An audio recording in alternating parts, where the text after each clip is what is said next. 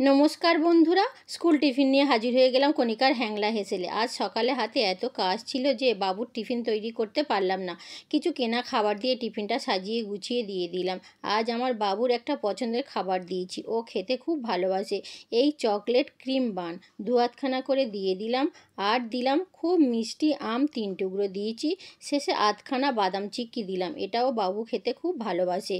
সাথে দিলাম 1 বোতল জল। আজ 1 বোতল জলের সাথে স্কুল টিফিন আইডিয়া কেমন লাগলো? আর আমার বাবু স্কুল যাওয়ার সময় খেয়ে গিয়েছিল গরম গরম ভাত।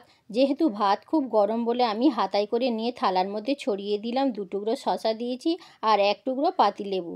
আর উচ্ছে সেদ্ধ না দিয়ে গোল গোল করে হালকা তেলে ভাজা। আর একটা চচ্চড়ি যার মধ্যে আছে কাঁকড়া, আলু, ঢেঁড়স ও পেঁপে দিয়ে বানিয়েছি। তারপর ডিমের তরকারি, সরু সরু করে আলু দিয়েছি যাতে খুব তাড়াতাড়ি হয়ে যায়। এই ছিল আমার বাবুর খাবার। পুরো ভিডিওটা তোমাদের কেমন লাগলো? ভালো লাগলে একটা লাইক করো। ধন্যবাদ।